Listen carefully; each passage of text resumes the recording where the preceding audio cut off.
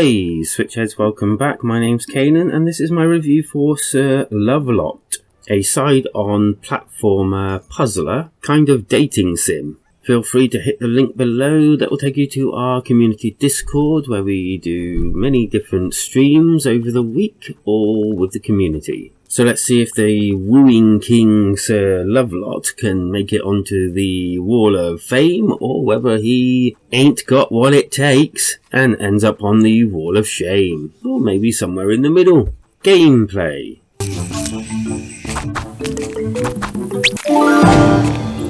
And so, in a massive twist to the storylines of Ye Olde, where you'll be rescuing a princess, jumping about and doing other shenanigans, we're treated to a different line of interest. The wooing line. Yes, you have to woo all these different princesses. And the first things that you'll notice about this game is that you can jump, double jump, and fire some sort of bullet thingy thing that, to be honest with you, looks like fireballs. The second thing you'll notice about this game is a timer at the top. Yes, you are timed. You need to get a shift on, or just take your time, then come back later and try and beat your times. And so there are 4 different levels. Each level's given a different type of atmosphere, and as you progress you'll also notice more enemies, different types, more objects that can kill you, as in traps, and also you can go underwater. Yes, you can swim. And there's also kind of like an end of level or end of stage surprise for you to tackle as well. And without giving away every single enemy, which there are actually quite a few, and as I said, others added, you'll be trying to get away from like piranhas in the water, static monsters, monsters that move, monsters that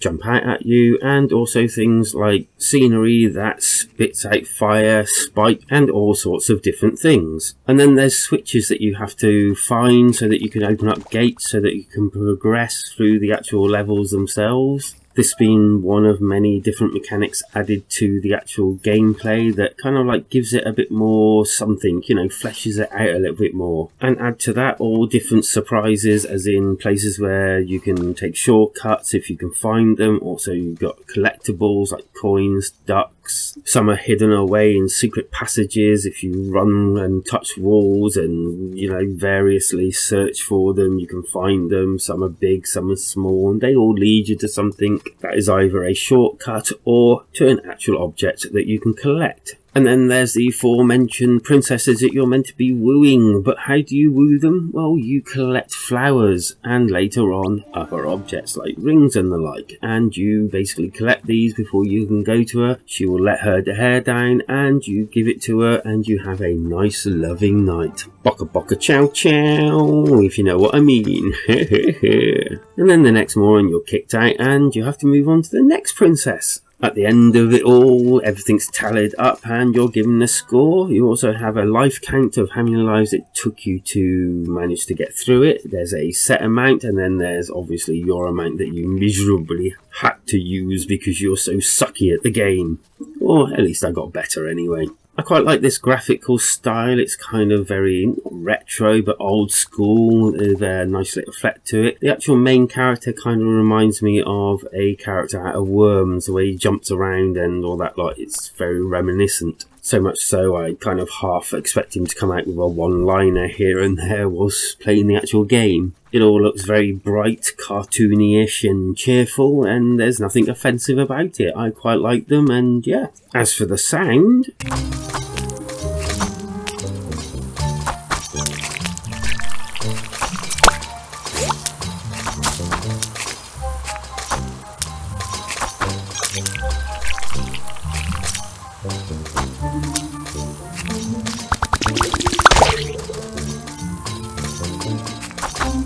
the music's okay, there's nothing offensive about it. In fact, it's quite nice to listen to as you go on. I didn't turn it completely down, let's put it that way. There's a nice vibe going on here with creakings and the environment making noises and the grass underneath your feet and all, giving you a nice impression that you're moving around an actual living environment.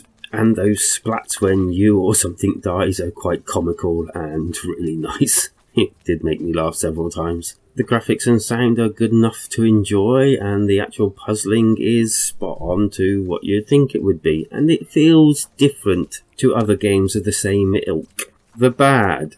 There's not a great deal that's bad about this game, but I worry about the longevity. I mean, it's a really good game, but it kind of is doing the same thing each and every level. Now, I don't know how long I could probably last doing that. So far, I do feel myself slightly waning. The score.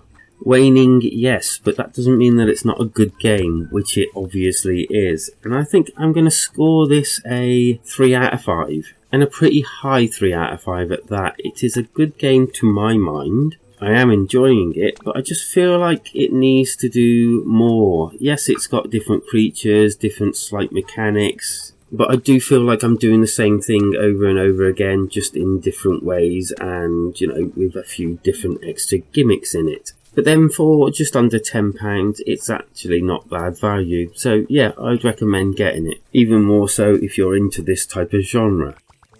And the alternative, well, I'm going to mention Rogue Legacy. Now, it's not exactly the same sort of thing. It's not as cute, and it hasn't got the same storyline. And it's a roguelike, but it is that kind of screen-to-screen type effect, and it is a really good game. In fact, it's one of my favourite games of all time, and definitely worth a pick-up if you like this sort of thing, where you're, again, trying to avoid traps, creatures, and you get a weapon, and all that sort of stuff's in here as well. And I just found it a very enjoyable experience, and well worth picking up. So, what are your thoughts? Leave them down below in the comments section, that's where they belong, or you can hit that link below that will take you to our community Discord, and we do all sorts of shenanigans there, all streamed, all fun, all together, because life is better when you switch together.